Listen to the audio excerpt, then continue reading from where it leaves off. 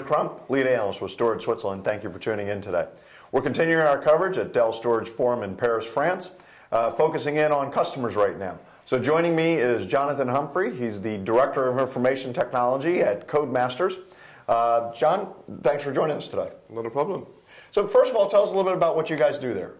So Codemasters is a worldwide publisher and developer of computer games for third-party consoles from Microsoft, Sony, and PC. We're probably best known for our Colin McRae titles, our Grid titles, and more recently the F1 franchise.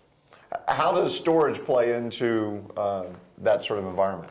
Storage is like for everybody, it's critical for us. We have a lot of it, or we feel like we have a lot of it. A lot of that seems to tie directly in line with the amount of source materials that we collect and the size of the data that's required to operate consoles like Xboxes and PlayStations, which can use up to several gigabytes of data per DVD. So it's critical for us, and particularly when you're thinking about the amount of time and investment we put into creating these products, the safety of that data and the safe securing of that data is critical to us. Obviously, you're a Dell customer. What storage platform are you guys on? We're a compellent customer. So give me an example of how compellent has changed the way you guys do things. Okay, so one of the challenges that we faced with the legacy SAN was moving space around and moving data around. One example would be if we wanted to make more space available to a volume, that could take us several hours, if not several days. And in one instance, it took us several weeks to do a whole shuffle around. And that just took too long.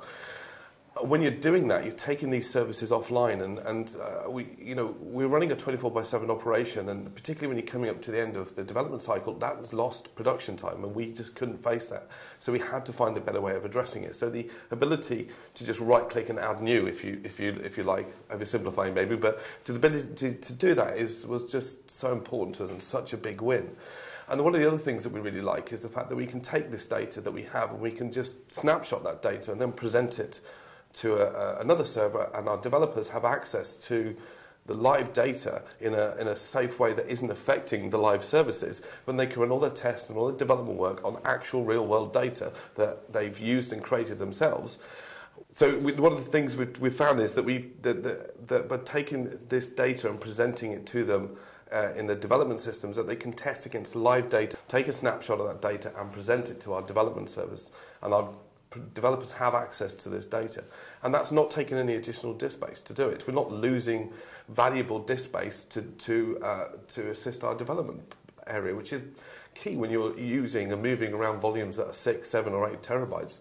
Data is expensive. You can't afford to have duplicated data around just for those purposes. Wow, that's pretty significant, right? It's massive. It was two of the key things that we were looking to achieve when we first brought into compellent, and for us to be able to deliver that and use it on almost a weekly basis is awesome. Just so give us an idea of what compellent systems you're using, what sizes, things like that. So we have two. We have one that's just coming up to a 3-year anniversary, and it's about 120, 130 terabytes, and that is used primarily for our corporate services, so Exchange, SharePoint, SQL, ERP, file and print, and also our source control product, which is an industry product known as Perforce.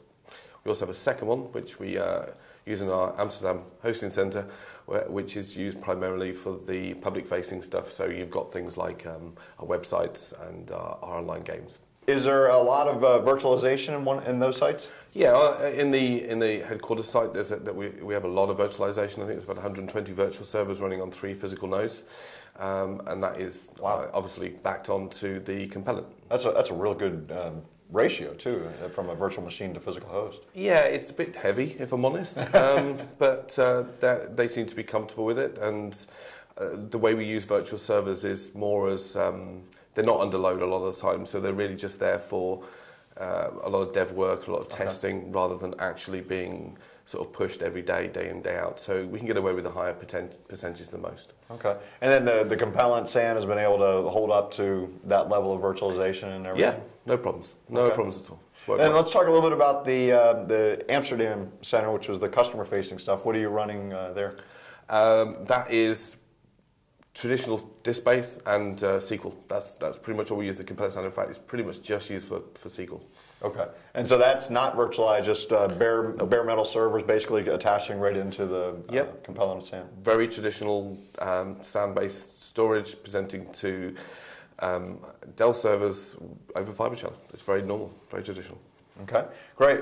So then as you look out into 2013 and sort of put your planning hat on, what's sort of the next step for you? Well, I think in the headquarters, I think more disks. I can see that coming. We've just bought some more, but not very many. We will be buying more. We'll also be pushing more the virtualization part there and starting to shut down some of that legacy tin. There's a potential move to the cloud in terms of maybe email. Who knows? We're looking at that very strongly. But if you come to the Amsterdam data center, that's a very traditional, very legacy type setup where you've got lots of physical servers. That's got to change. It just doesn't work for the business. So there'll be a very, very strong strategy there to change all that and start pushing a heavy level of virtualization so we can look to move the infrastructure the services from tied to physical infrastructure so they're running on a virtual platform that can then be anywhere, whether it's in Amsterdam, whether it's in the cloud, whether it's in Southam. It can just be wherever it needs to be. Right, okay. And then does Compellent continue to play a strategic role in that? Yeah, absolutely. For us, Compellent was an acquisition we got into 3 years ago, and it's worked incredibly well for us. There was never a question when we came to buy the second SAN for Amsterdam. We never even looked at the other vendors. We went straight through it. So Compellent's a good, strong partner for us. We don't see any changes there. It does work so well for us, so why would we change it? That's a good way to end it right there. Jonathan, thank you for joining us today. Not a problem. Happy to help. I'm George Crump, lead analyst with Storage Switzerland. Thank you for tuning in.